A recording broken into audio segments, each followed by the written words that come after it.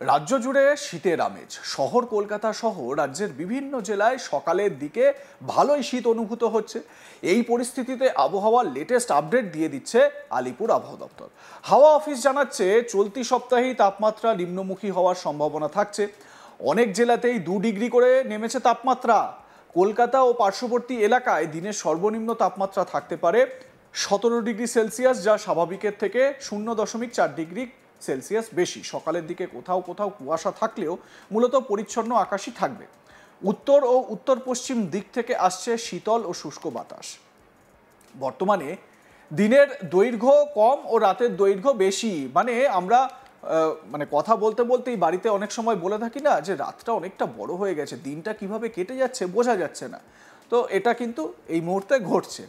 ফলে রাতের তাপমাত্রা আরও 2 ডিগ্রি করে কমতে পারে দক্ষিণবঙ্গের জেলাগুলিতে। বঙ্গোপসাগরে আপাতত কোনো নিম্নচাপ পরিস্থিতি নেই বলেও জানাচ্ছে আলিপুর আবহাওয়া দপ্তর। দক্ষিণবঙ্গে তাপমাত্রা ক্রমশ কমছে। কলকাতায় 17 ডিগ্রি সেলসিয়াস এবং জেলায় 14 ডিগ্রি সেলসিয়াসের ঘরে নেমেছে সর্বনিম্ন তাপমাত্রা। তাপমাত্রা আরও কমবে বলে জানিয়েছে হাওয়া অফিস। 3-4 দিনে অন্তত 2 ডিগ্রি থেকে 4 ডিগ্রি সেলসিয়াস পর্যন্ত তাপমাত্রা কমতে পারে।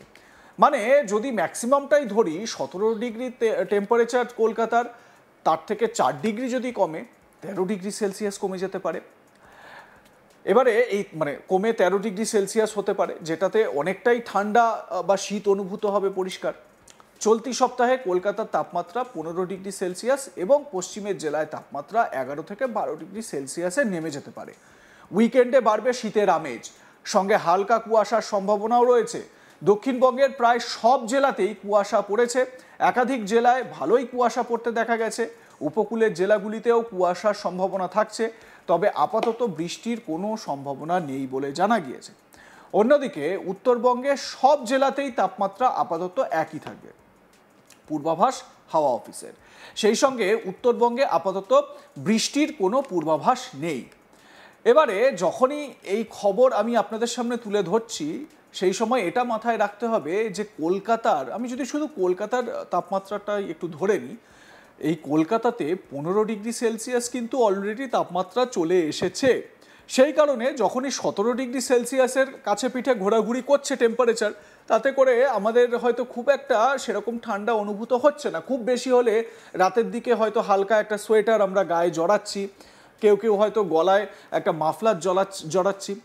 কিন্তু যদি 15 ডিগ্রির নিচে নেমে আসে তাপমাত্রা, তাহলে কিন্তু বেশ ব্যাপক ঠান্ডা অনুভূত হবে।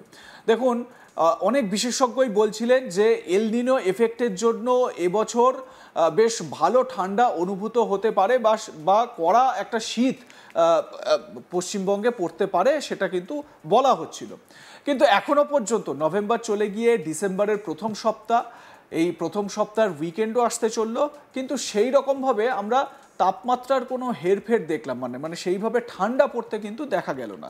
হ্যাঁ, এটা ঠিক যে রাতে একটা ব্ল্যাঙ্কেট গায়ে দিতে হচ্ছে, লেপটা বা ভারী কম্বলটা এখনও গায়ে দিতে না হলেও মোটামুটি এই যেরকম হালকা ব্ল্যাঙ্কেট বা একটা হালকা কিছু কাঁথা টাইপের কিছু গায়ে দিতে হচ্ছে।